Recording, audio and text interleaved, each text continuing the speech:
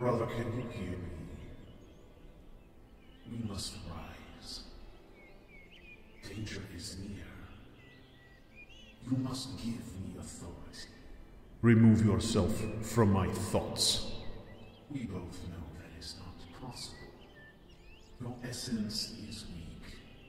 Your authority has been too complete for too long. You must rest. You must give up authority to me. I must give up authority? Who are you to speak to me of control? Death would be preferable. Those are strong words, dear brother. I hope you are prepared to honor them because death comes, and you are powerless to fight it. Grant me authority, and I will crush our enemies and deliver us to safety.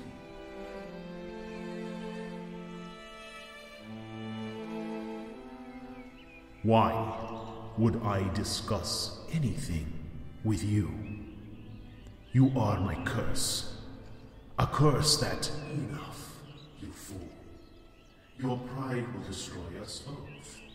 I concede that I have been nothing but foul to us, but now is neither the time nor the place to debate the facts. We find ourselves on footing that is new, and I am attempting to grant you the dignity you deserve, but if I must, I will take the control I require to save our skin. I will not allow us to descend into death because of your injured ego. Relinquish authority, or I will wrest it from you by force. Very well, brother. This one will give you authority, but understand, tonight's events have changed everything. I am not the frail soul I have been for so many years. My spirit is now my own, and I will not allow you to take control any longer. I am your equal. You must dance with me. Authority granted. I thank you, dear brother. I shall deliver us to safety. Perhaps we can deliberate further when you have regained your strength. Until then, sleep.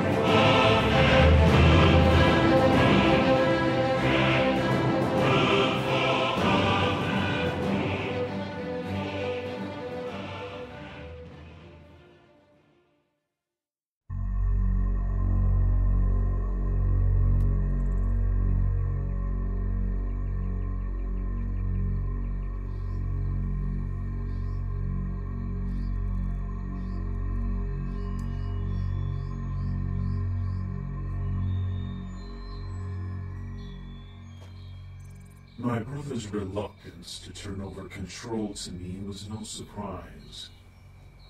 He is headstrong and his pride injured. It will be some time before our discourse is civil. He blames Cimmerian for all of his life's disappointments. What he fails to understand is that I am not some other. I am him. I am simply a side of his personality that has been present since the day of our birth. I am fleet no less than he. Until he comes to recognize this, we will be at odds.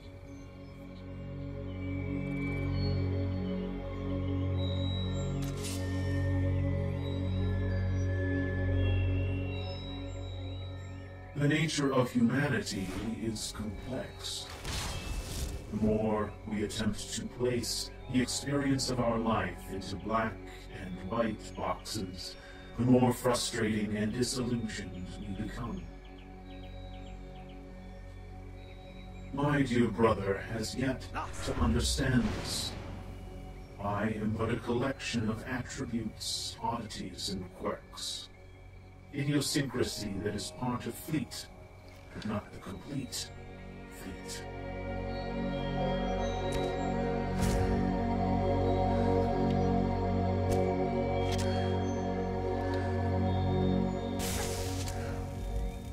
I believe that Senshin endeavored to promote those traits he thought most useful to his cause, and suppress the others.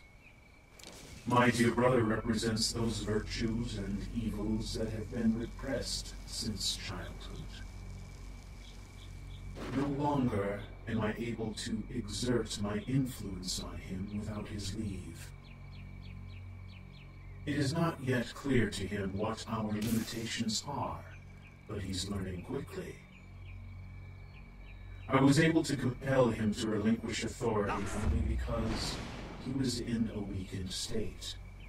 My essence made stronger for all of my rest, and he is weaker by exertion. The time will come, soon I am afraid, when he will come to realize the full implications of this arrangement. And when he does, all life will become a negotiation. An unending, infernal debate with a bastard who neither realizes or cares about the importance of what I must do. Damn you, Valeria. You have changed me to a madman.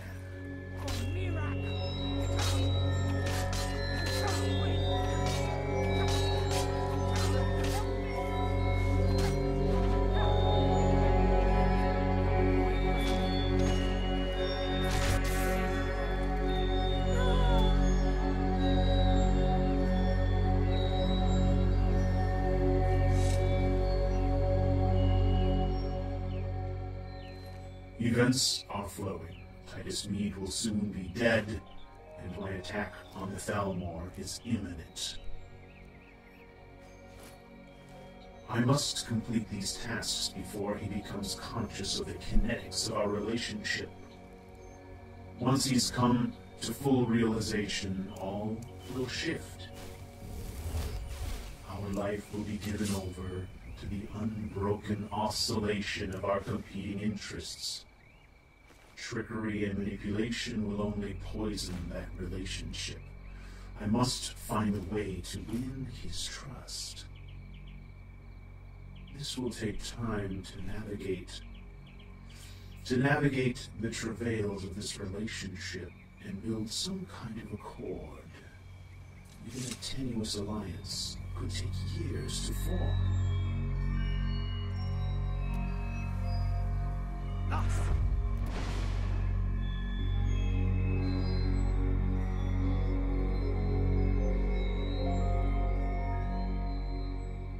How does one begin to negotiate with an adversary that is a complete stranger?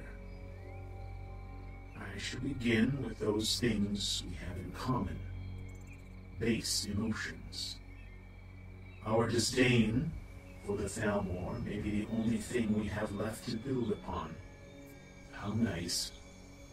A relationship built on the foundations of mutual hatred. Mother would be proud.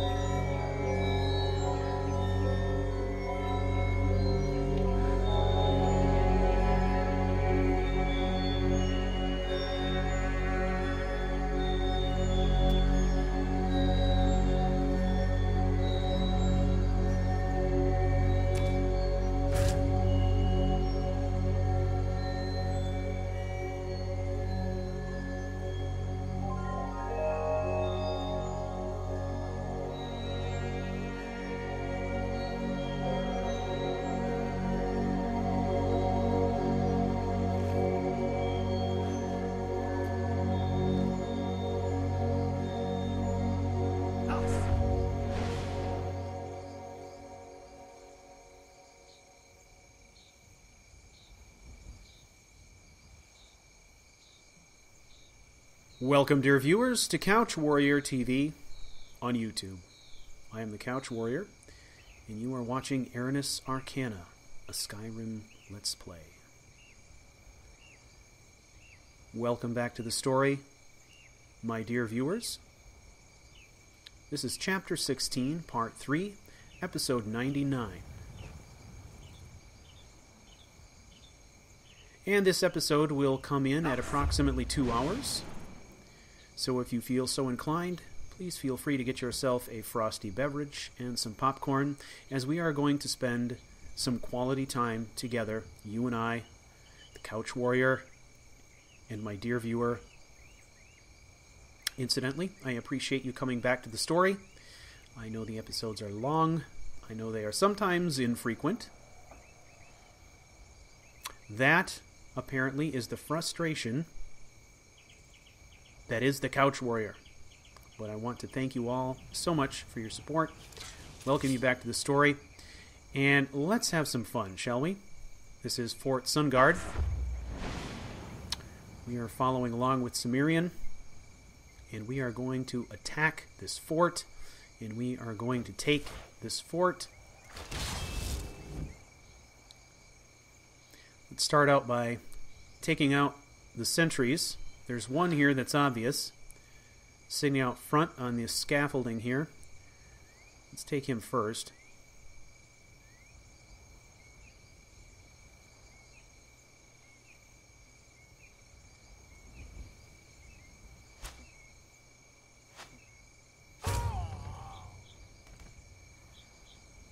Now, after the last episode, there was a lot of speculation about what was going on, and I imagine as a storyteller I have a little bit of explaining to do.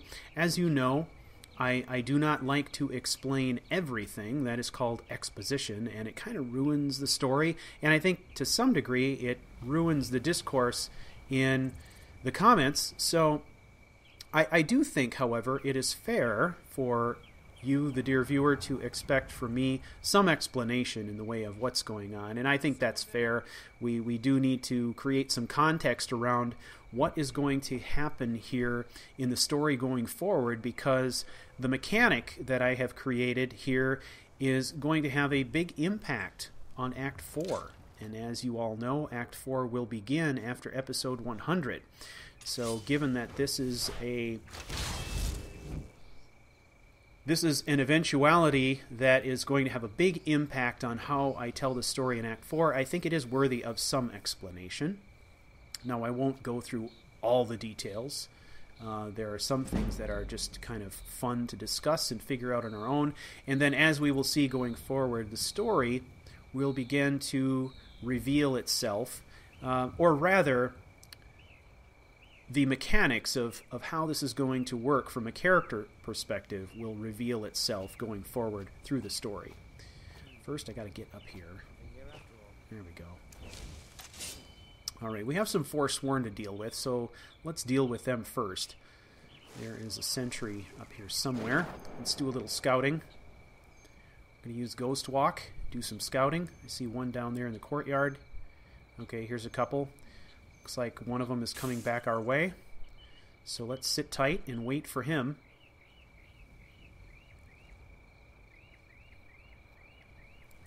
Now, we have had something of an official character split, and I'm going to talk about this in more detail here shortly. But we are following along with Cimmerian right now.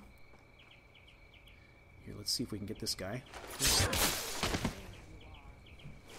Ooh, we've been spotted. We'll go back to Ghost Walk. Number 2. Alright. This guy is going to give us a hard time. He's a little bit smarter. Let's get a shot on him. Oh, he's not down yet. He's dangerous. He's one of these dual wielder types. Oh, here's another one. I think I'm going to bail. Okay, we are using Ghost Walk extensively here, obviously. It's a great tool for allowing us to slip in and out of invisibility for very short periods of time. Now, it is limited, of course. I think the creator of this spell is attempting to balance this spell capability by limiting the amount of time that you can spend in this state. It has a maximum of 10 seconds, unless we take some intervening action, and then it'll cut off automatically, much like standard invisibility does. But this short burst, even if it's a short 10-second burst, is often enough time for us to get the kill we need, or to do a little advanced recon to see what's coming up around corners. In fact, I use it almost as much for reconnaissance as I do for assassinations. All right.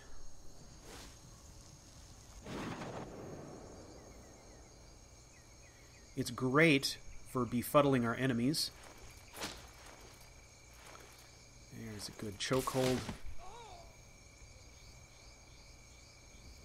We've already eliminated quite a few Forsworn here. Now, Cimmerian's goal is to capture this fort, and he's not doing this just for the sake of capturing the fort.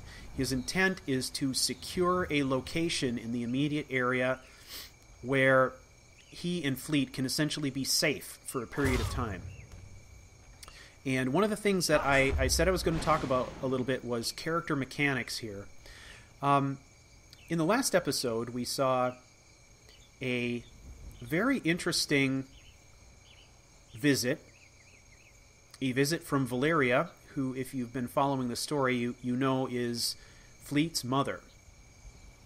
And we were told the story from Cimmerian's perspective. It was kind of Cimmerian looking down on the situation and talking about somebody that he referred to interchangeably as both Fleet and his brother.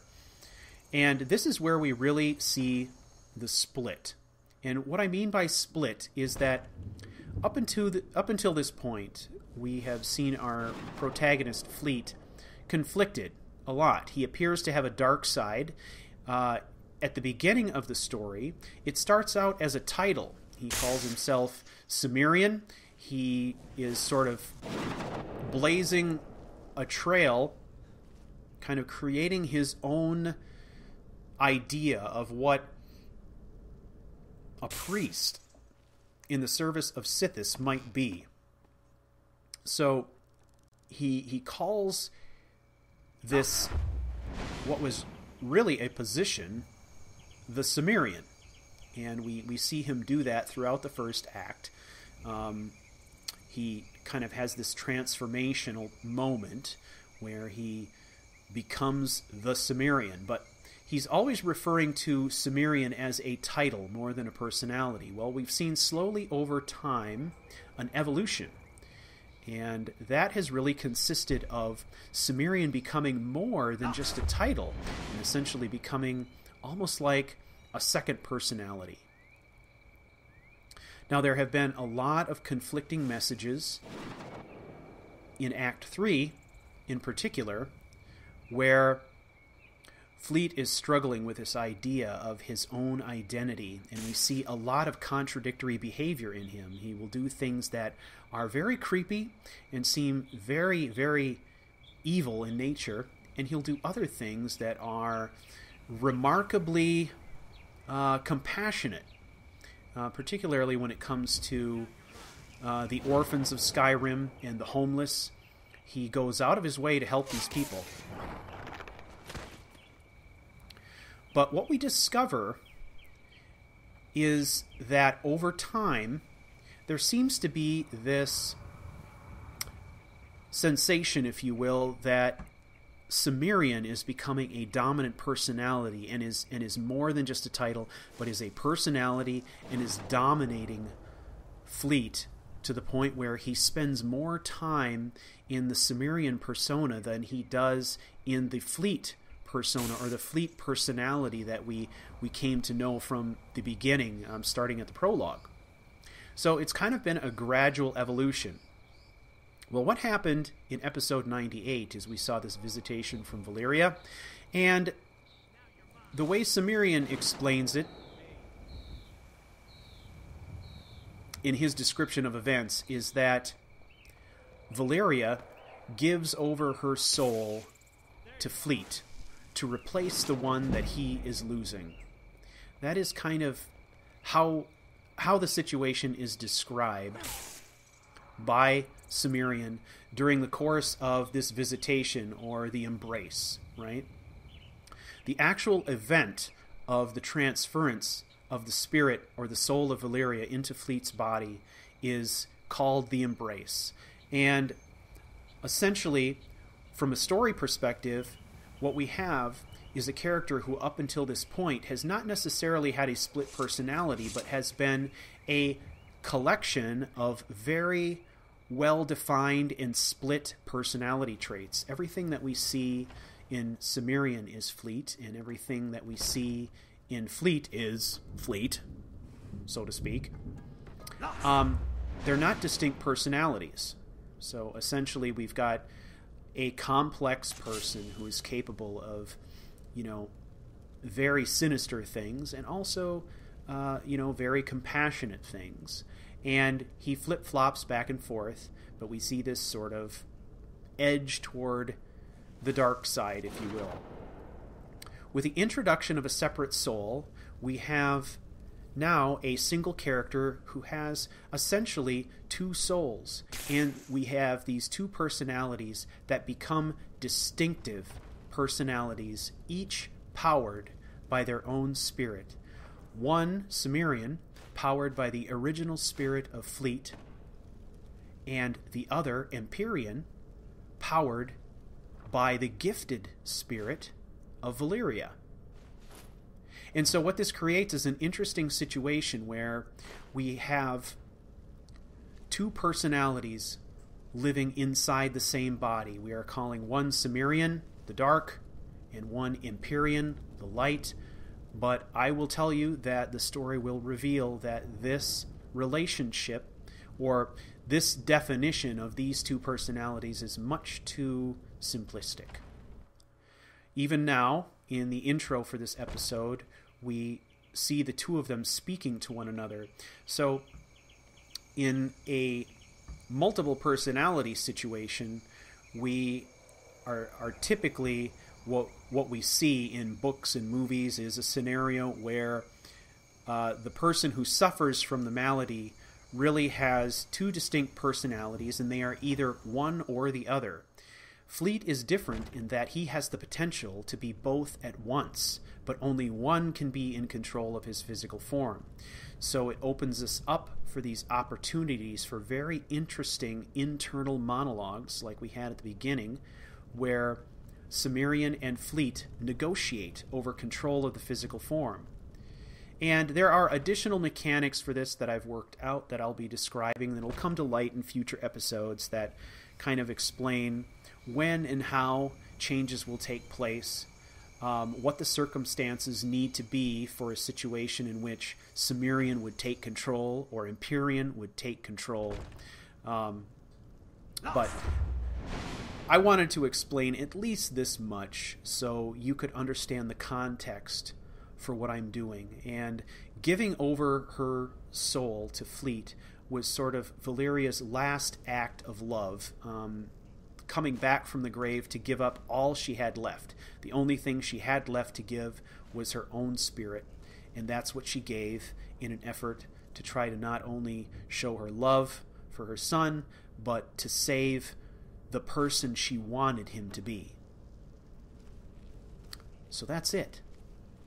I wouldn't call it in a nutshell because it was a rather big shell, but that's an explanation of kind of what's going on here. So now what we see in this situation is, of course, at the beginning of the episode, Cimmerian was talking to Fleet, telling him, you know what, you're weak right now, you've been up all night, you've had these visions, you've been fighting Thalmor, you've been fighting your demons, you've had this transference, this amazing experience, but you are weak, and you are no longer able to protect the body or the vessel. Give me control, and I will take us to safety. And the one thing that's telling about that exchange is the fact that Cimmerian is not able to take control. He has to request it, and Empyrean has to give it up. And this will be probably the single defining factor in how their relationship will work going forward.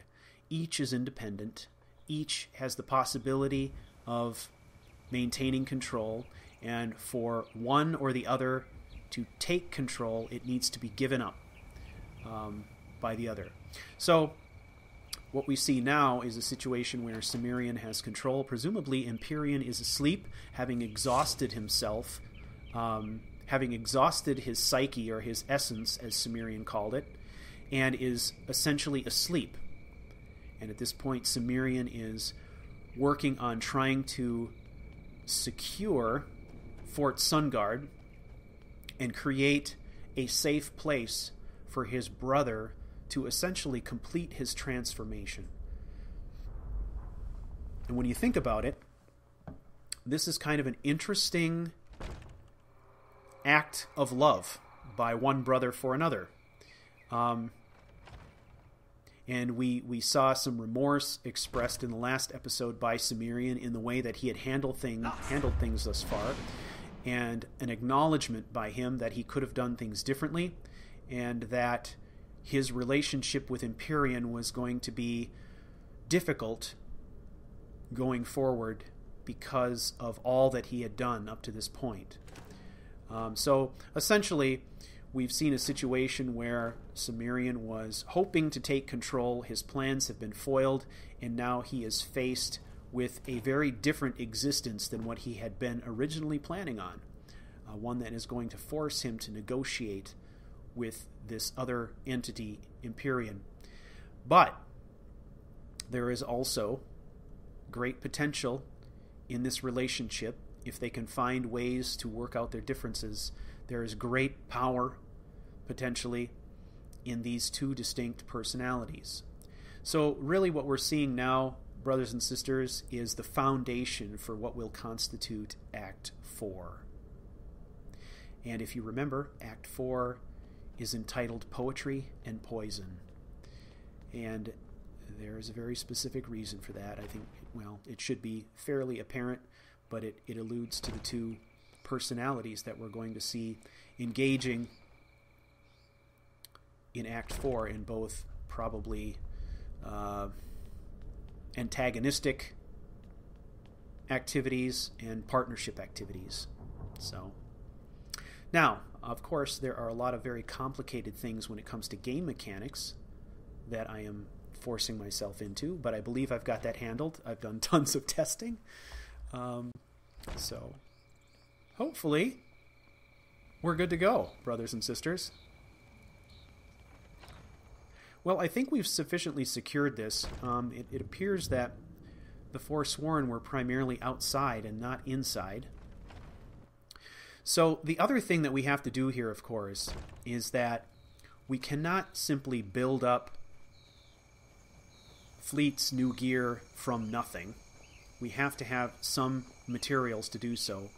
So having secured the fort, Cimmerian is going to make his way around the fort here, and we're going to gather up as much equipment as we can carry. And this equipment will be the basis or the building materials for the new gear or equipment that will become the Empyrean personality. Now, one of the things that I should make clear is the term Empyrean is a term that I will probably be using interchangeably with fleet. Essentially, if we were to place a label on these two distinct personalities right now, we would probably say Cimmerian and fleet.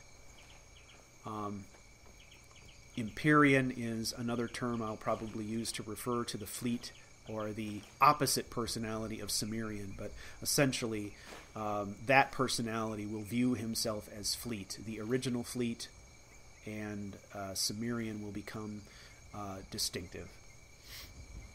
So when you hear me use those terms, that's kind of what I'm talking about. I think we've gathered up most of what we can. Now, we also have in our inventory the gear that we took off the cultists. If you remember, we fought some cultists on the way up here, so we have all of their gear as well. And we will see what kind of raiment we can fashion out of all of this stuff combined.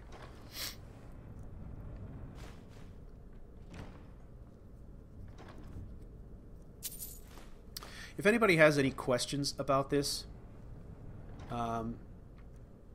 or needs any further detail within reason, feel free to post it in the comments. Post your questions there. I will do my best to answer them. It's possible I could be a little bit cagey on a few things.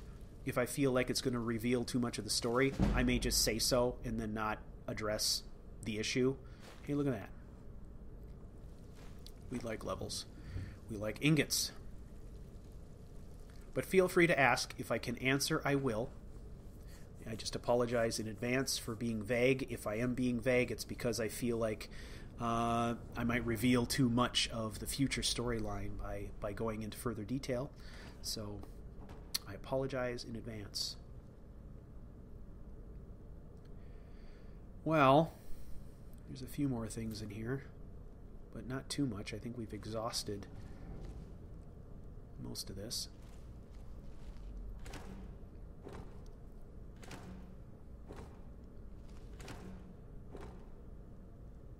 Yeah, I think so.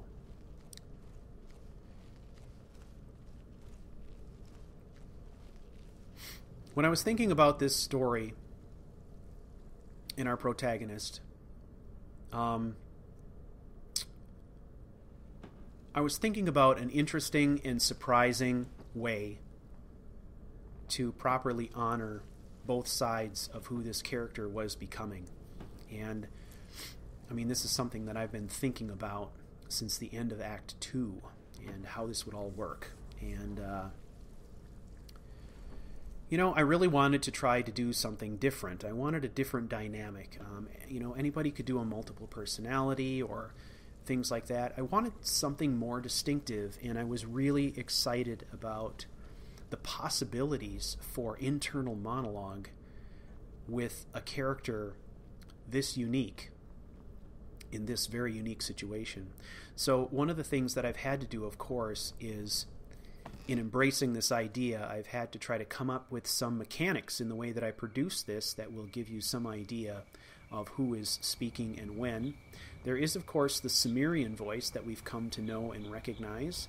And I had to come up with a distinctive enough voice for Fleet that when we were in these monologue-type situations, it would be very obvious to you guys what was going on. So I have tried to do that, and we are going to see some of that, some more of that, coming up here very shortly. I will probably be expanding on this mechanic going into episode 100 in Act 4. There may be some slight format changes, but it's all in an effort to keep the dialogue exciting, interesting, fun, and entertaining.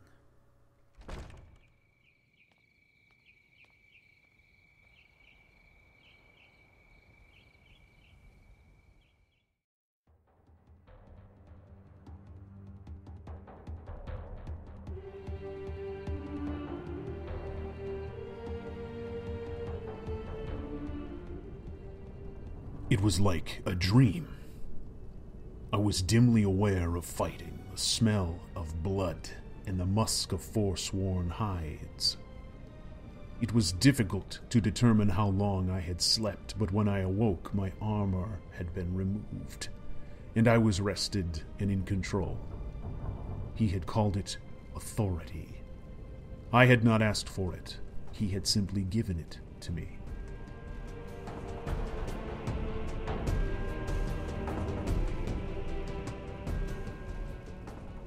I knew that I was in a small keep somewhere south of Rorikstead. I knew that many had died to get us here. I made for the nearest door and found myself on a high battlement overlooking the plain. There stood all the tools I would require. He had prepared this for me.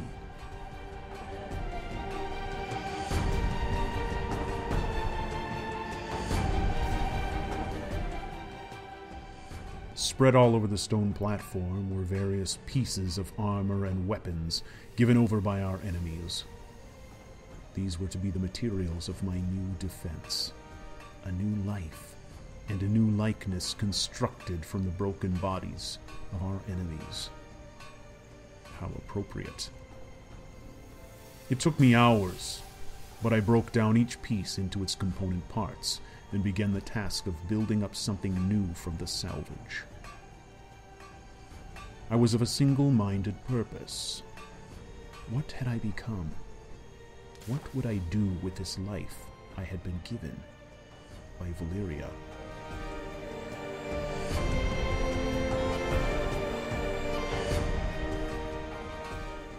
The cultists provided pieces I could use. Strong armor of unique design and light weight. The masks I pounded into pauldrons of my own design, and the forsworn remains I transformed into a cuirass, complete with leather harness for equipment and weapons. It had taken me perhaps 2 days to prepare the gear, and I realized that during that time I had neither eaten nor spoken. Feeling weak, exhausted, and dry with thirst, I collapsed, sitting heavily on the wall. Then he finally came to me.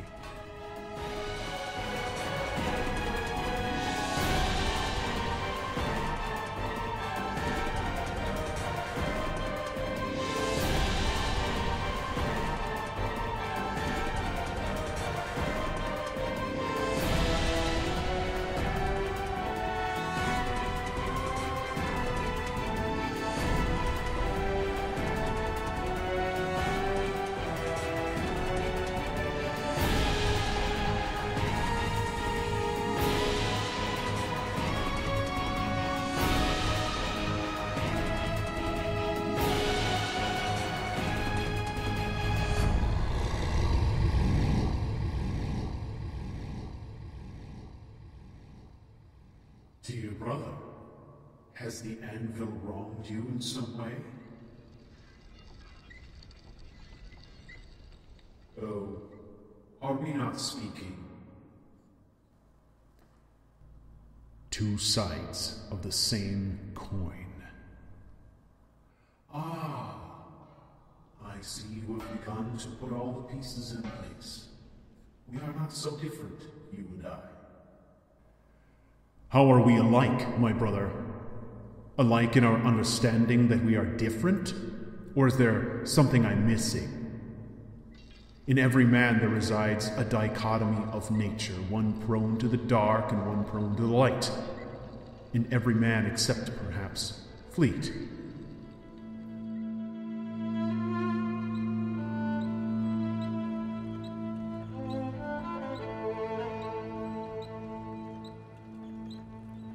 That is a rather simplistic view of our current dilemma, don't you think?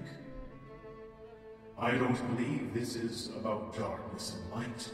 There is nothing inherently dark about my analytical mind, nor my tendency toward the apathetic. Because I have divorced myself from the trappings of the human condition does not make me evil. No, brother, it does not make you evil. It makes you boring. You bore me, which is quite astonishing considering we have only spoken but twice. Do not allow yourself to forget that I know you. I know you better than anyone. I may well be the only living soul on Tamriel who's unimpressed by your frenetic words. It would seem our relationship lacks a certain amount of trust. Your head. Excuse me? The anvil.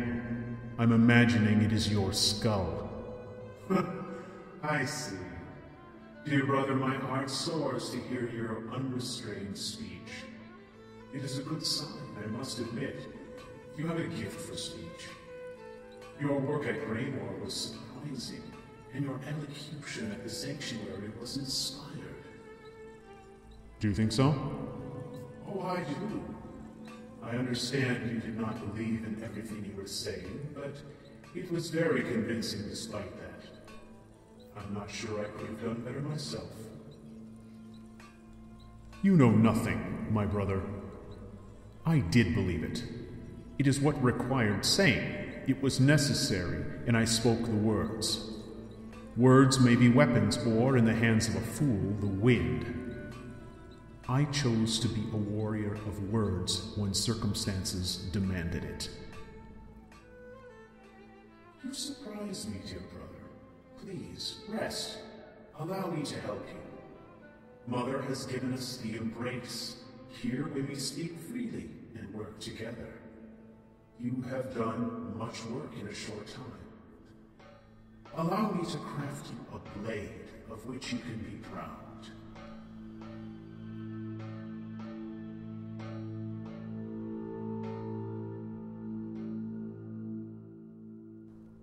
Cimmerian set to work, and in the sanctuary of the embrace we toiled together on the apparatus that would be my own.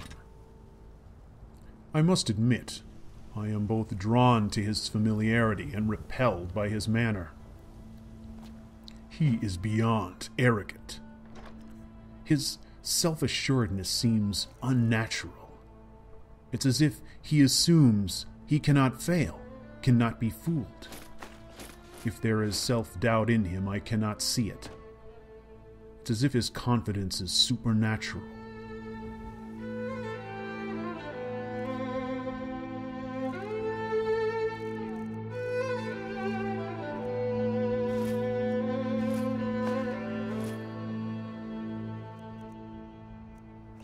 As I crafted my armor, I observed him working the steel. Like a master, he deftly folded the metal over and over with practiced grace, turning the material onto itself again and again. The effect was hypnotic. My brother has a capacity for nearly infinite focus. Never did his concentration break. Never did his eyes leave the steel, his hammer descending on the metal as if his arm were affixed to a wheel.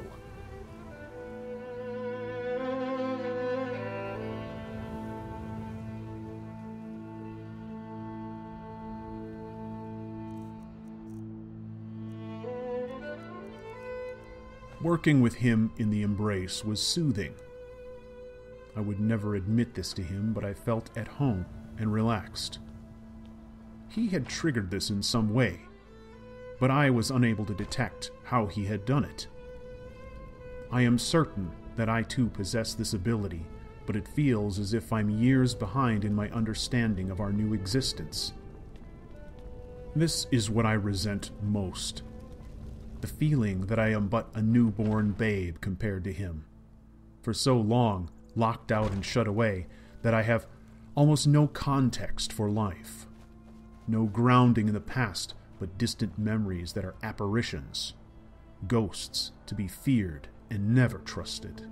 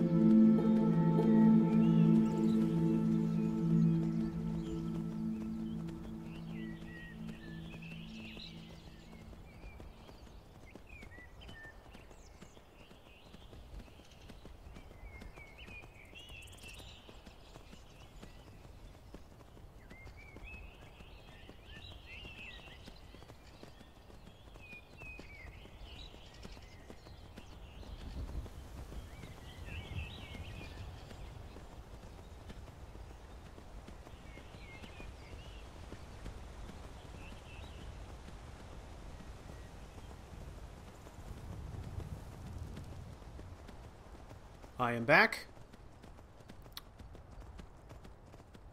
So we're starting to see how not only their relationship is forming,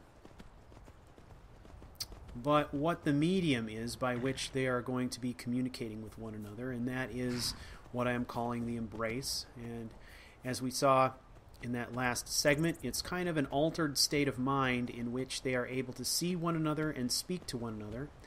It is obviously something that is taking place in their heads. It is a sort of safe refuge in which they can talk to one another and actually appear to be in the same place at the same time, but it is not what we would consider to be the physical world.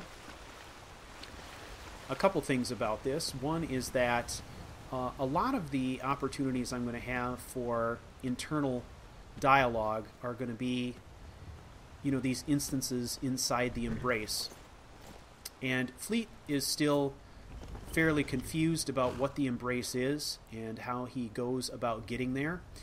Thus far, he's been taken there by Cimmerian, but we've also seen instances where they have been able to communicate inside their own minds without being in the embrace. The embrace allows them to interact almost physically and see each other. So this is something that we will be, a concept that we'll be exploring more in future episodes. But you'll notice that there's also an auditory cue going on there that kind of lets us know when we're in that altered state of mind. Now, we cannot pass Robber's Gorge without doing something about these people.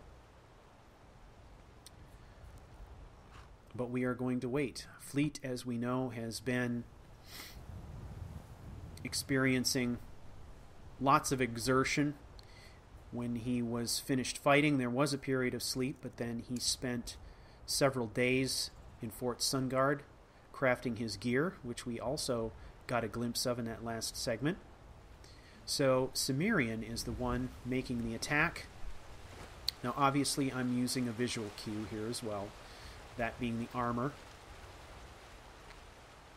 And this is probably as good a time as any to talk a little bit about mods. So the armor that I have put together for Fleet's persona is really a combination of a couple of different things. Primarily, it is a mod called Regal Huntsman. That is Regal Huntsman, and those of you who are on PC and are somewhat familiar with mods have probably heard of this. There was a great video produced about the Regal Huntsman armor on Bro Duel. If you haven't seen that, maybe go and check it out. There are lots of options there, and the equipment I have put together for Fleet consists of the 4 primary items we would expect, and also the addition of a belt section. And then also a pauldron. And a pauldron is basically a piece of armor that straps down over the shoulders, in this case one shoulder, and protects that part of the shoulder and neck from blades or damage of any kind. Okay, we are going to take these bandits from the inside. Obviously, we came up through the bottom here. I'm going to use Ghost Walk to take care of a couple of them here and do a little bit of recon to see where the others are. My target was the individual in this tent to the right. That is a mage, so we took her out first.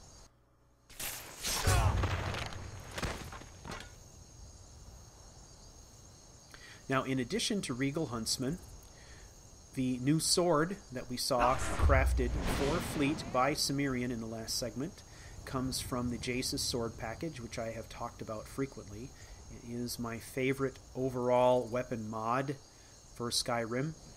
The specific blade that I am using there is a long sword. Is a single-edged long sword called Dragon Sting. It has a serrated back edge and is kind of a long and slender one-handed blade that I just really like the look of. It seemed like a good fit for Fleet. Now the other thing you'll notice... It's a surprise. Ooh, I think we got a dragon here. Ooh, hello. Can I get you? Okay, there's another one down. Now actually, we've got a dragon that has popped up overhead, and I think that's what these bandits are yelling about. This actually works to our advantage, I guess, as sort of a distraction, so maybe we'll kind of take advantage of this opportunity. There they are. They're all kind of frantic at the moment. Now, as I was mentioning before, one of the things you may have noticed is that we can now see multiple weapons on fleet at any given time. It used to be that the only way that you could do this was to use a mod called Armed to the Teeth. I shied away from that mod because it seemed overly complex to me. It seemed invasive, and I was a little bit worried about how it might affect my game. So I kind of stayed away from that. And then recently, a new mod came out called Equipping Overhaul, which makes the process of displaying, equipping multiple items on your character, in other words, being able to see these items all at once, much, much simpler. I highly recommend it if you haven't tried it out yet. It's called Equipping Overhaul. Basically, I am able to display at any given time 2 daggers, a sword, a bow, and a quiver, all at the same time on my character by simply favoriting the items that I want to show. And it just couldn't be simpler. So I'm really excited about that, and I will be using that in Act 4 extensively. But the loadout for our characters will change based on which one is in control at any given time. The sword is going to be really an item that is distinctly fleets. And dual-wielding daggers is going to be Cimmerian's preferred style. So there will be times when I will change what is equipped based on which of our characters is in control. Right now you can see that Cimmerian is displaying the sword. So one of the things that I will need to do going into Act 4 is I solidify these characters and really kind of shore up their personalities, their styles, and all the traits that go along with them, is probably introduce a bit more discipline in the way that I do these things. Now it adds, of course, a level of complication for me in the way that I'm telling the story, but I think it also is going to add some nice flavor, and it's going to make it a lot more obvious to you, the viewers, who you're dealing with or who you're looking at from a story perspective at any given moment. And there are really interesting little nuggets in there for me to tell stories around, which I really like as well. So those are the 3 that I wanted to highlight, the 3 mods I wanted to highlight this episode. Regal Huntsman, if you haven't checked it out, go do so. Jace's sword package, which I talk about a lot, and Equipping Overhaul, which is something I've just added as well. Now, one thing I would like to point out is that in the last episode I talked a little bit about the evil mastermind mask and how I had acquired a mod that allowed me to separate the mask from the hood. I have introduced into Cimmerian's outfit a hood that is also from the Regal Huntsman package. A white hood for Fleet and a black hood for Cimmerian, because the Regal Huntsman hoods play nice with a mask. So it worked out pretty well. And honestly, when we get a chance to see Cimmerian in the daylight, it'll become apparent why I did that. The hood really looks terrific with this set of armor. So I highly recommend Regal Huntsman. There's so many options in there, different color options, different equipment options, all kinds of different looks and stuff that you can get there. All right, I think we have sufficiently cleared these guys out. We are going to gather up whatever gear, money, equipment we can. Take that staff. And we are going to continue on. Now, those of you who are familiar with the Dark Brotherhood questline have, I think, a reasonably good idea of what we have in our near future here in terms of story. Those of you who are not familiar with the Dark Brotherhood questline, I will not divulge too much. I'll let you kind of follow the story. But one thing that we do know is that Fleet is currently on his way to Solitude, and that's where the next stage in our quest is set to take place. Now, in the last episode, if you recall, we were sent on the mission to finally go assassinate the Emperor. We are going to go to Solitude, and we are going to pose as the gourmet. We have the gourmet's writ of passage. If you recall, we eliminated the gourmet who was hiding out in the cellar of the Nightgate Inn, and then we went back to the Dark Brotherhood Sanctuary in Falkreath. We met with Astrid, and she gave us the next phase of our mission, which was to go to Solitude, posing as the gourmet, and we are going to cook a meal for the Emperor at a dinner party and slip some poison, Jaren root, into his food, and kill him with a potent poison. But we got to get there first. And dealing with these bandits was, I think, a nice warm-up for Cimmerian as we approach Solitude. One of the things that we had discussed also is that he needs to make sort of a show of arriving in Solitude.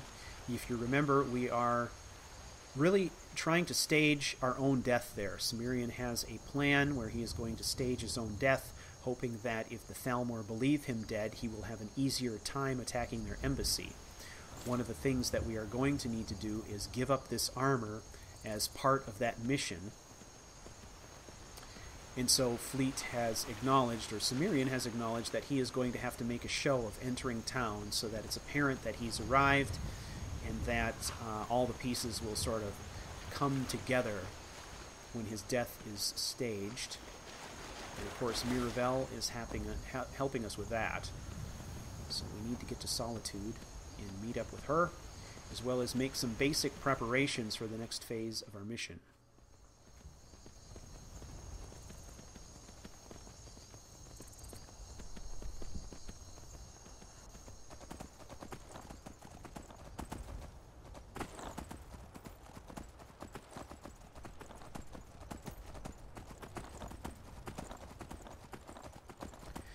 Now, my plan is to stop off in Dragonbridge, and we are going to sleep the rest of the night in Dragonbridge, and then we will make our way to Solitude from there at dawn.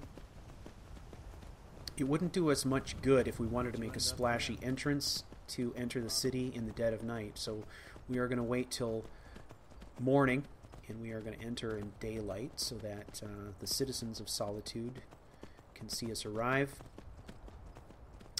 And so I think the most reasonable place for us to stop off and get a little rest and some food will be Dragonbridge. And I can never remember the name of the inn there. I don't know why. I guess I don't frequent it very often. If I get over to this end of Skyrim, I'm almost always headed for Solitude, and it's such a short jaunt down the road, it seems hardly worth stopping in Dragonbridge. But we are going to do that this time around.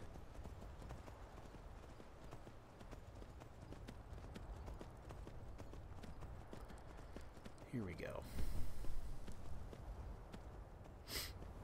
I want to say the name has something to do with shields. Let's go find out. What was it? Ah, the Four Shields Tavern. I wasn't too far off. There was a shield in there. Okay. Let's get a room. And actually, in the light of the inn here, you might be able to get a little bit better look at the hood and how you don't look so good. Goes with the armor. Are you feeling all right? Fate is the name. Oh, man. I'll keep the inn. 10 Sure gold. thing. It's yours for Give me the that day. room. I'll show you to your room. Right this way. I forgot we had a disease we acquired. There's a good look right there. I think it fits really well, Let me know if there's anything else you need. especially with the Black Sacrament amulet. I think it looks pretty boss. Something different about you. I can tell. Hope you ain't here to cause trouble. Well, I am diseased. That could be it. I have put back into play the immersive beds mod, as you may have noticed. So, let's see. 5 hours ought to do it. That should be sufficient rest. And we'll get us there with plenty of daylight left.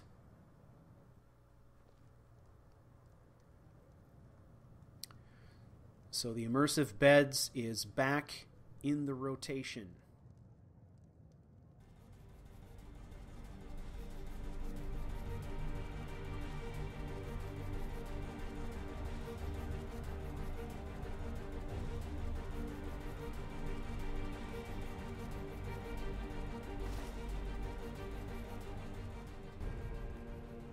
My dear brother is still suffering the effects of his extreme exhaustion. He fell asleep as he sat watching the bandit camp. It was not simply the slumber typical of the unrested, but a deep psychological departure, his mind in complete repose.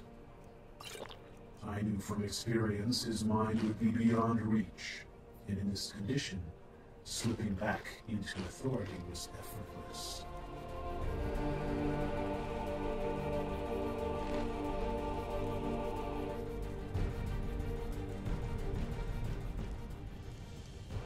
The bandits made for good sport, a warm-up for the battle to come. No offense, but you're Astrid looking so good. would have had me believe the act of killing the Emperor was child's play, but she would be mistaken, as she has been mistaken so many times before.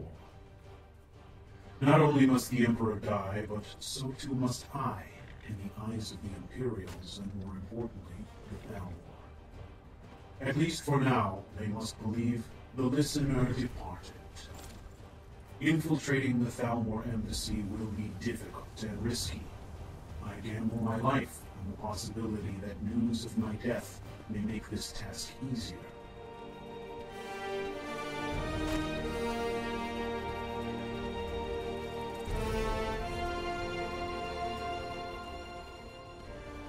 There are numerous moving parts to this deception, many of which have been set in motion by Mirabelle. The rest is up to me. I must make a show of my armor, a public display of my arrival to establish my visage and identity.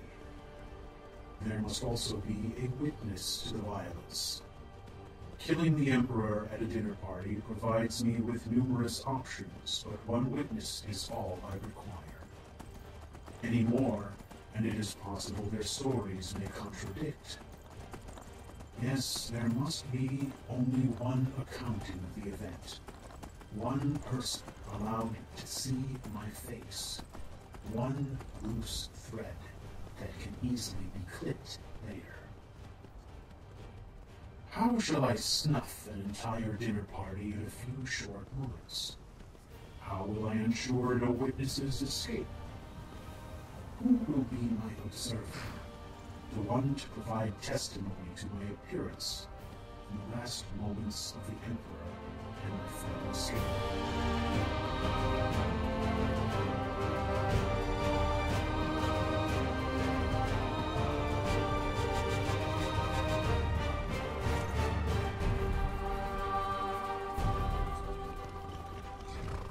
In every plan, there are unknown players and unseen risks.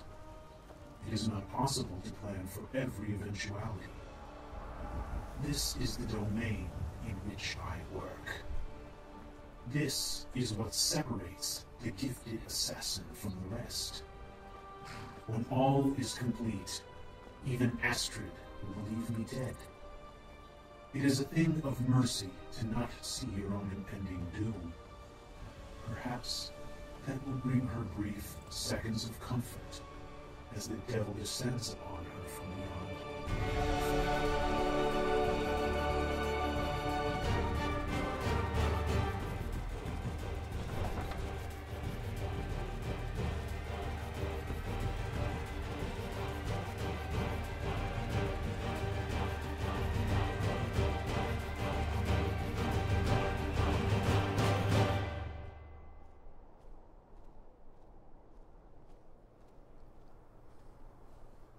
We are back, dear viewers.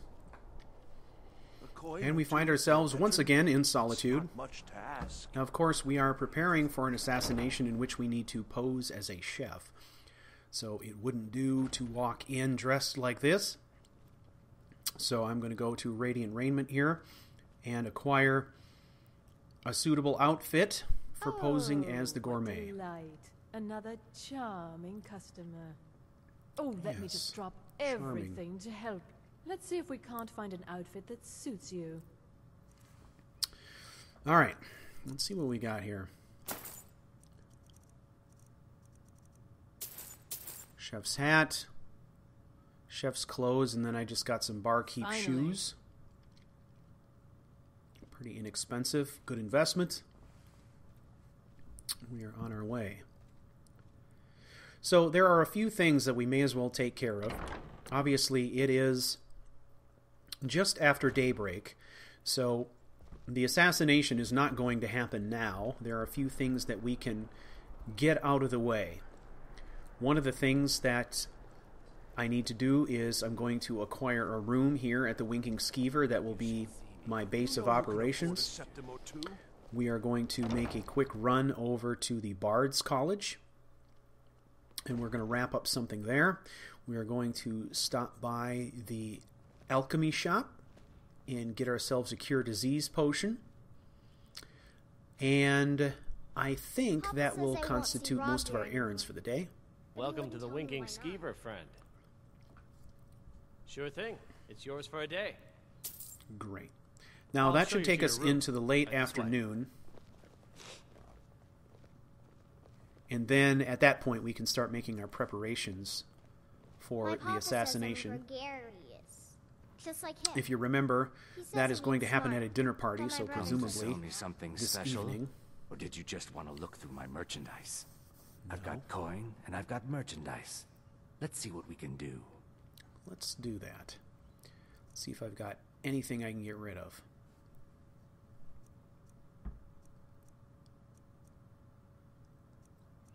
I am still looking for an enchantment. Believe it or not, I still do not have the enchantment for resist magic. Now, I do have an item that has resist magic on it, but it's that tribunal mask that was given to us in our second encounter with Sithis, and it seems like sacrilege. I don't think Cimmerian would be willing to give that up for the sake of learning a new enchantment. So, for role-playing sake, I need to find an item that has resist magic. That would help us immensely to protect ourselves from dragons. Just so remember me if you one get of those your things hands that on we're going to work else. on. Keep looking.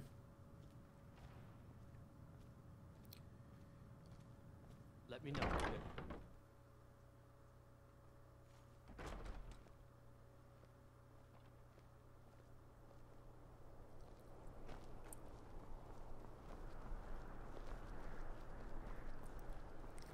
All right.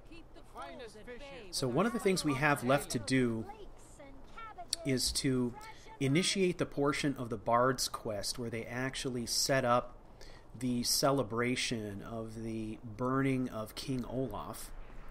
There's a guy in the Bard's College we need to talk to make that happen. You help me. So let's do that. Right? That's what you do. I don't think what I do would be classified as helping people.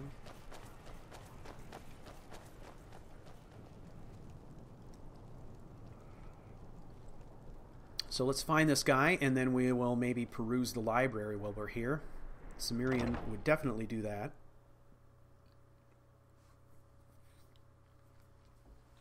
This is, after all about role-playing.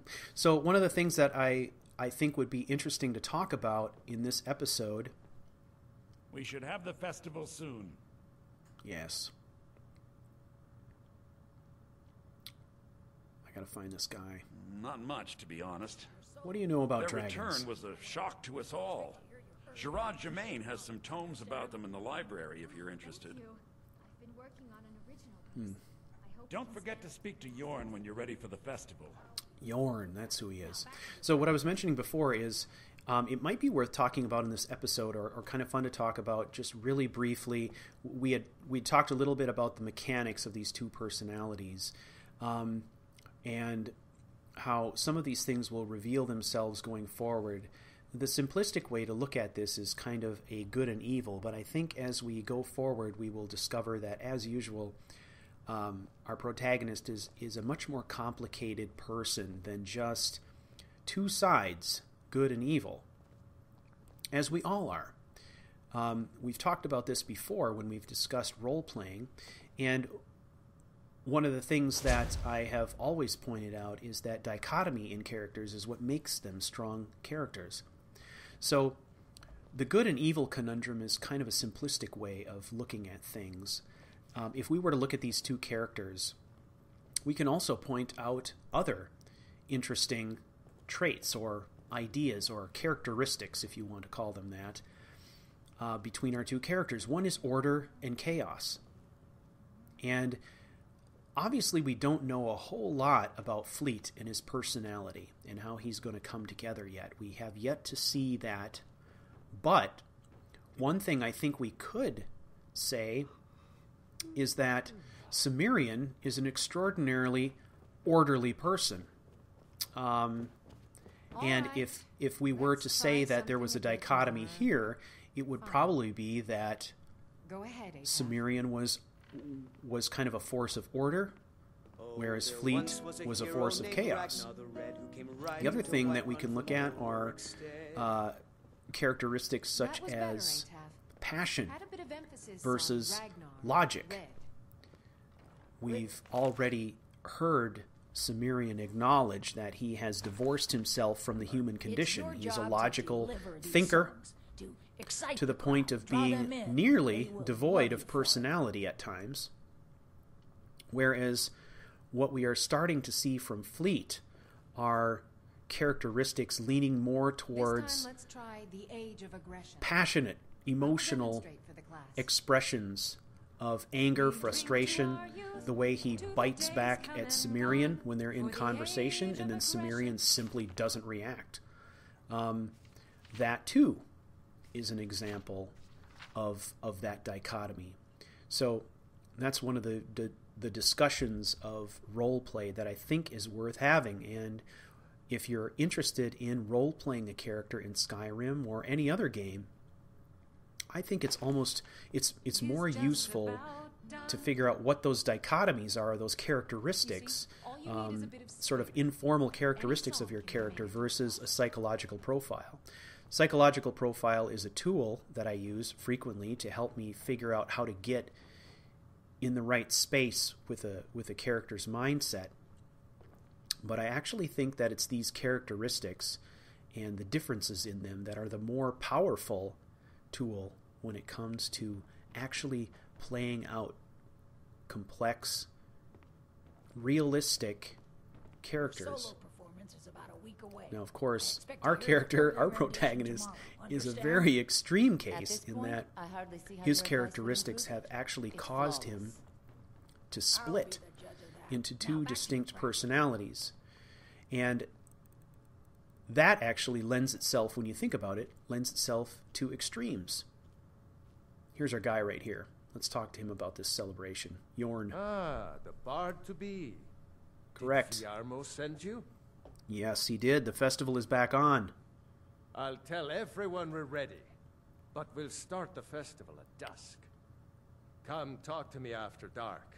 We'll get the festival started when you do. Excellent.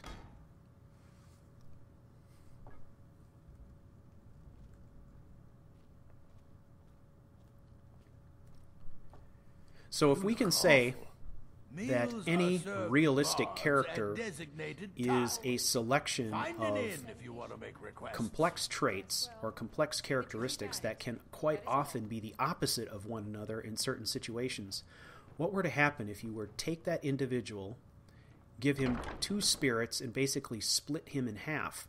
I think what you would end up with is two separate personalities that are both examples of extremes in their category.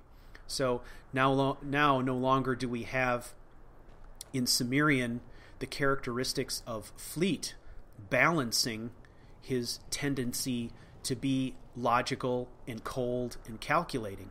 He simply is logical and cold and calculating, and those opposing characteristics are gone because they are now the property of Fleet. So we end up with two characters who I think are going to be very extreme cases on either end inside a single form. And that is one of those things that I think is interesting to role play, because we have great opportunities for different styles and dialogue there. So that's kind of what I'm getting at when I'm talking about splits here, and that it's more than just black and white or good and evil. Welcome to Angela's Arom. You're a traveler, correct? Have you been to Whiterun? Oh, brother. No, sorry. Haven't been to Whiterun before. Oh, well. It was a long shot. Yeah, I'm lying my ass off. But that's because I don't care about you and your problems. I care about curing disease. Let's see. Be potion of cure disease. There we go. Let's take a few of those. They seem to be handy these days. Continually getting ourselves into trouble with the wildlife between the wolves and the bears and the skeevers. We seem to be in a perpetual state of disrepair. I want to thank you viewers who chimed in from the last episode on the required ingredients for cure disease. I knew that one of them was mud crab chitin, but I was also informed that hawk feathers are also extremely potent when it comes to cure disease, and that eating a hawk feather alone can cure disease. Who knew?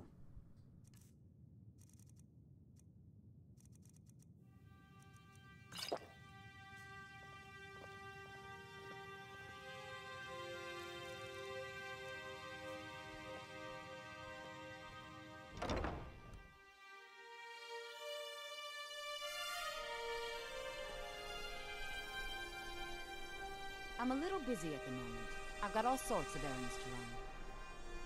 You should see me when you get The Emperor's cousin killed. Miravel's journal. Solitude. I feel nothing but I have held Fiata for days now. Shutting down his business was easy, but dealing with his apprentice was tricky.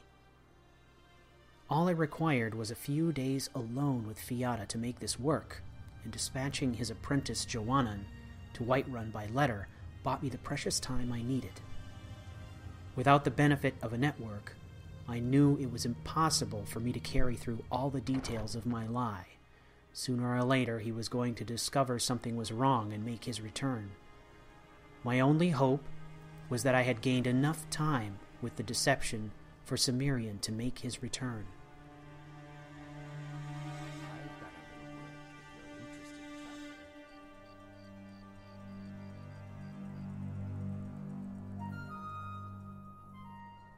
Despite my planning, everything about this is tenuous. Fiata will make a passable body, but it will only be a matter of time before the Thalmor catch on. Even if the Thalmor do not know his face, they will know that he is Breton. This man is not Breton, but I believe his features are similar enough that we will have a few days before the deception is uncovered. I can only hope this is enough time for him to execute his plan, or we're both dead.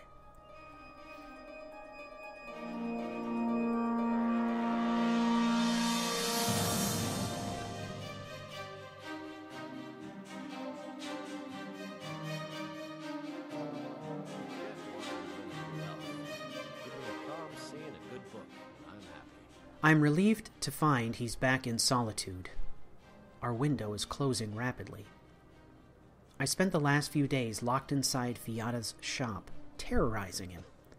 No light, no food, no sleep. Vivid threats of mutilation and harsh enough beatings to keep him in fear and primed to run. That is all I require. When given the opportunity, he must run, as if his life depended upon it. Blind terror is what I need, what we need. I am confident that the last few days locked away with Miravel have inspired that. When the time comes, my rabbit will run.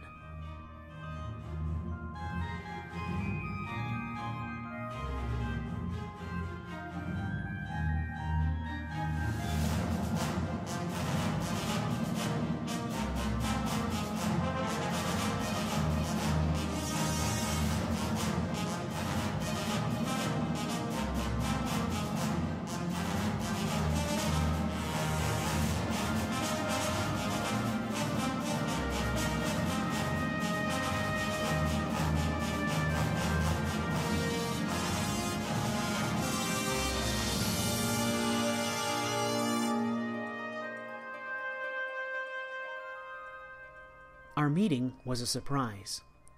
He had taken the entire top floor of the Winking Skeever. I realize now that it must have been to protect his identity, as when I arrived he was not wearing his mask. I had seen him without it only once, and even then, I was so far away it was difficult to make out his features. He was, well, impressive. With the exception of the scar on his right eye, his face was beautiful. His skin was smooth, his features sharp and chiseled, and there was something almost stately about his eyes. They glittered with intensity and purpose.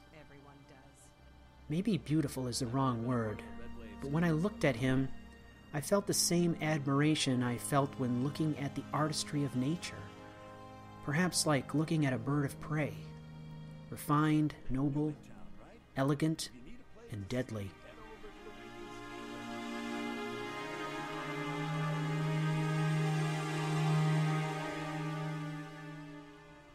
When he first spoke to me, I didn't hear a word he said. I had been drawn into the silver pools of his eyes.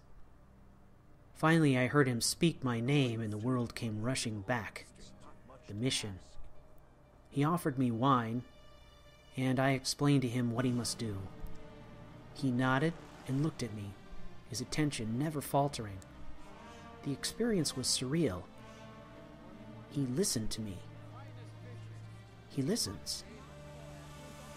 Looking back at it now, I cannot recall how long we sat there, we two, drinking wine, speaking of death as if it were romantic small talk.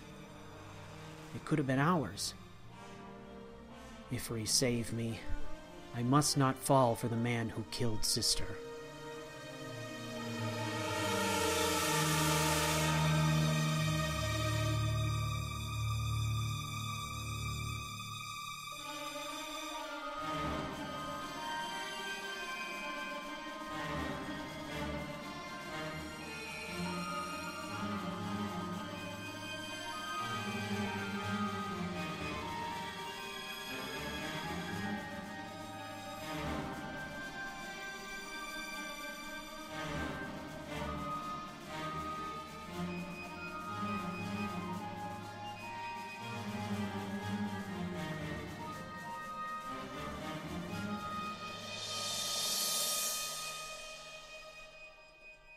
Cousin killed, right here in Solitude.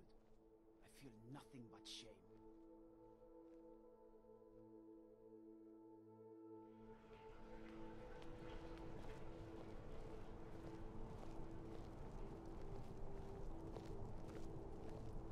Spiced wine. Might as well have some sweets.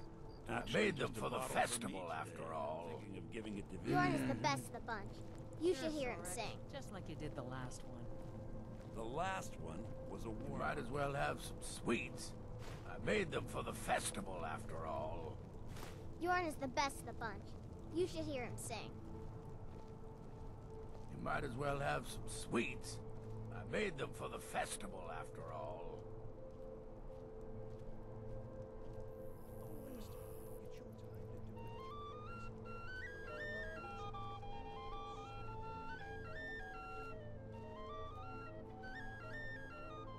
Welcome, people of Solitude! We of the Bards College are pleased to be here to celebrate the burning of King Olaf. The festival would not have been possible without the dedication and hard work of our latest applicant. With the lighting of the effigy, he becomes a full-fledged member of the Bard's College. Please welcome our newest Bard!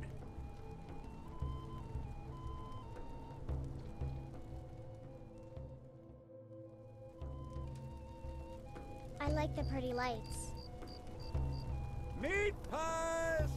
Try one for free, like come you. back for more! Get your meat pies! Yes, congratulations. You are now a full-fledged member of the Bard's College. Due to your adventurous nature, several of the college professors have some things they wish you to do. What's more, Elisif has declared the burning of King Olaf should become a weekly event. And finally, there's the matter of the patronage that Elisif wanted me to give you. I like the pretty lights. The time has arrived. All the pieces are in place, the planning complete. These are the moments when I'm able to finally let go the minutiae of my project and drift into the artistry that is to come. The undertaking has been a great work of strategy, but the machinations are finished. This moment is given over to the individual creativity of the assassin. There are things that simply cannot be planned. Perhaps this is something of value I have learned from my dear brother. Inside Castle Dower lies a great unknown, but also a blank canvas waiting for my brushstrokes. I can think of no better way to celebrate the glory of the bloody night to come than by attending the burning of King Olaf. 2 kings died tonight, one burned and another poisoned. Or perhaps I am mistaken, and the one-eyed king is Cimmerian burning in effigy, a mocking tribute to my own death foretold in poetry and flames.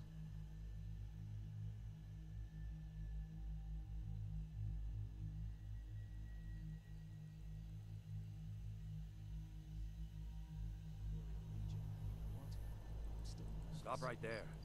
Tower is off limits until further notice. They can't even keep the Stormcloaks in line. No way I trust them with the Emperor's knife. Stop right there. Tower is off limits until further notice. What's this now? An order of His Eminence, possessor of these papers. The gourmet. By Azra. The gourmet. I'm sorry. The clothes, of course. I should have realized. Please, excuse my ignorance. Gianna, the castle chef, has been eagerly awaiting your arrival. You should proceed to the kitchen straight away. To carry a weight like that, it's got to take its toll. That happened to me.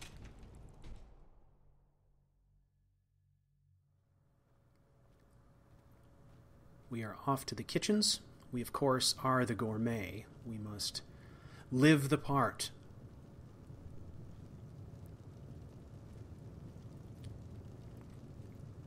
So we are going to have a conversation with the head chef here, Gianna,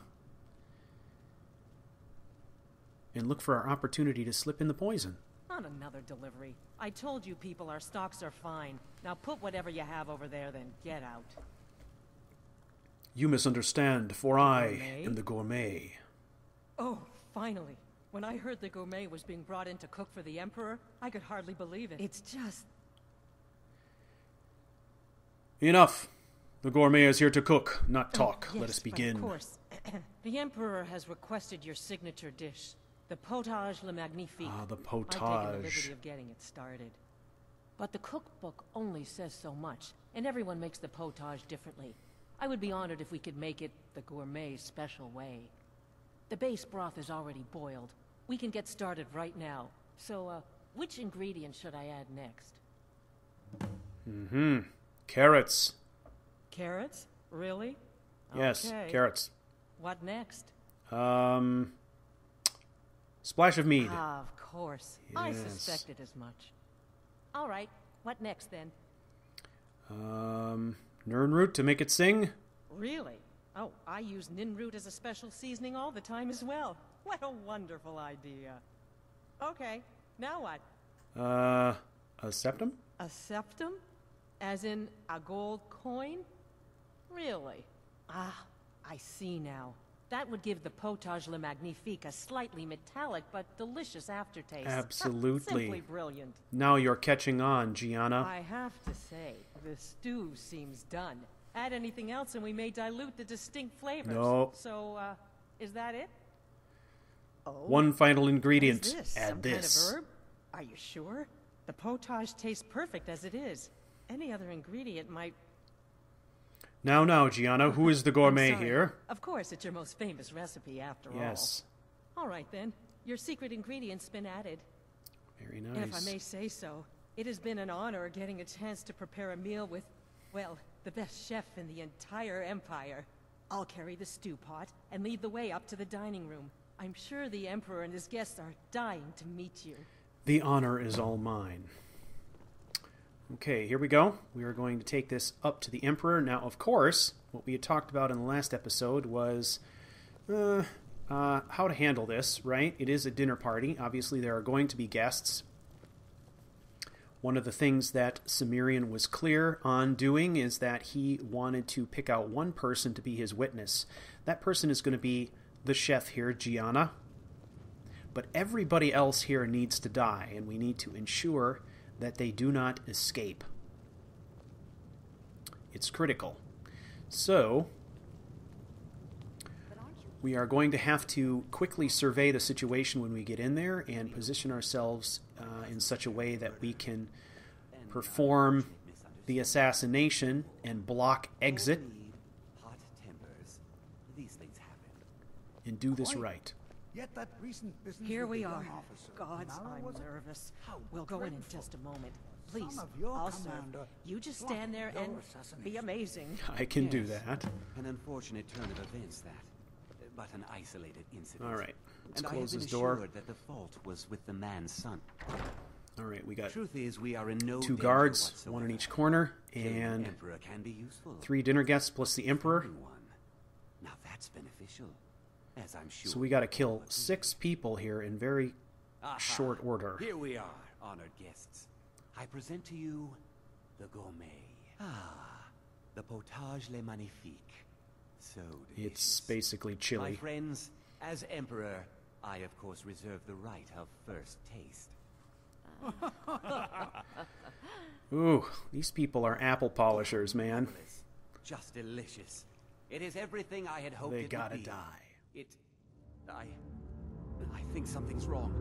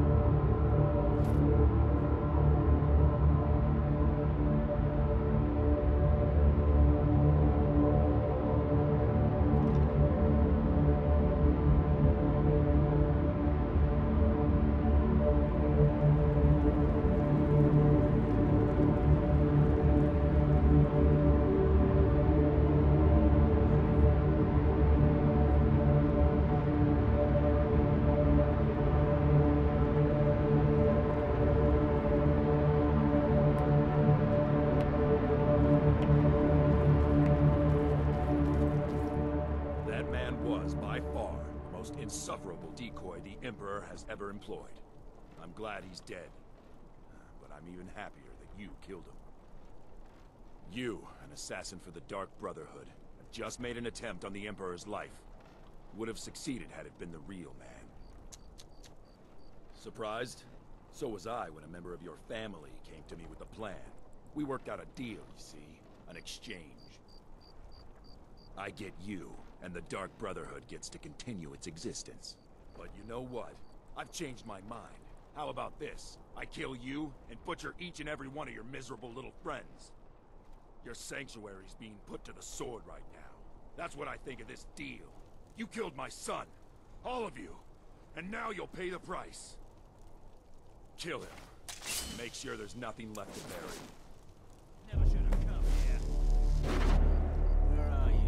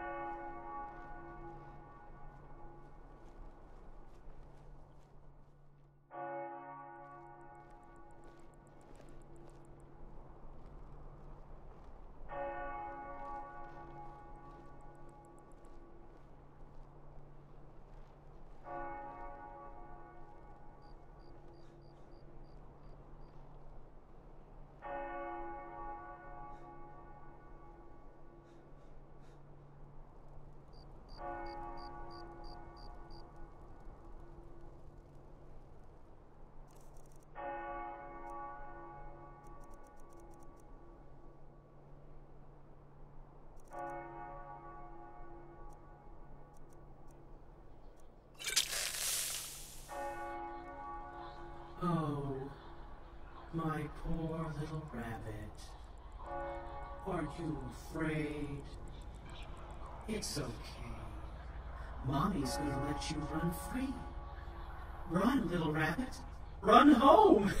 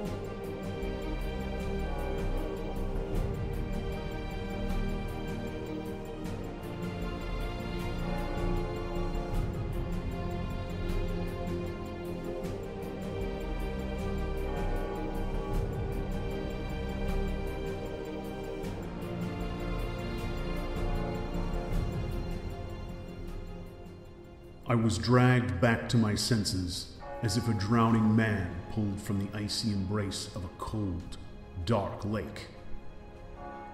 A lake of black nothingness. Is this what sleep will be like? The deep, subconscious sleep that was to be my home when he was in authority? I saw a fleeting glimpse of his masked face as we passed each other in the embrace. The Empyrean thrust into the living world as the Cimmerian retreated into the sleeping black. We rushed past one another as two strangers passing in a crowded marketplace. Strangers, unaware and unattached. When I open my eyes, I lie on my back on the cold stone of a darkened shop. Mirabelle looked into my face with concern written on her features. Her lips were moving, but there was only muffled, unintelligible words. And slowly, ever so slowly, the room came into focus. The Fletcher's shop. Yes, this was the Fletcher's shop. What? Why? Why had Cimmerian given me authority? What was wrong? I jumped up quickly, perhaps too quickly, and clutched at the counter to steady myself. My brain was addled.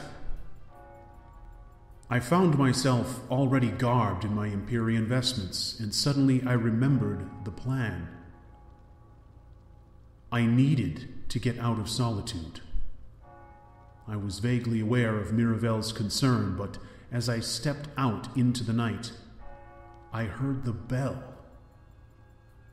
The temple bell, the temple of the divines. I knew that sound. It was the bell of my vision, the first time Valeria had come to me.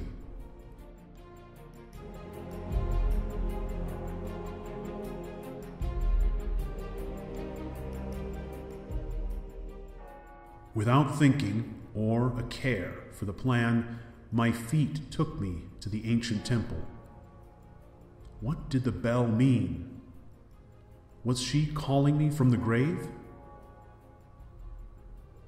Was this bell a message meant for me? But if so, what did it mean?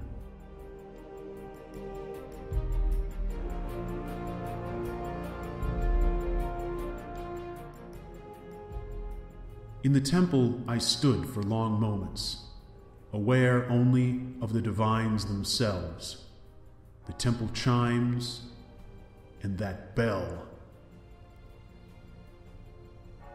The sanctuary is under threat. Everything we worked for falling down around us, and yet I could not deny that calling.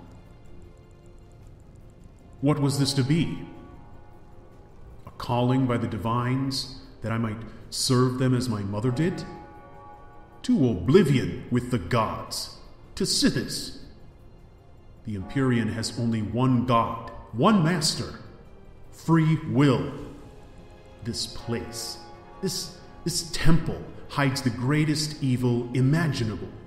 An altar erected to the shackling of man's free will. Slaves to the will of divinity and the hypocrisy of the sanctified.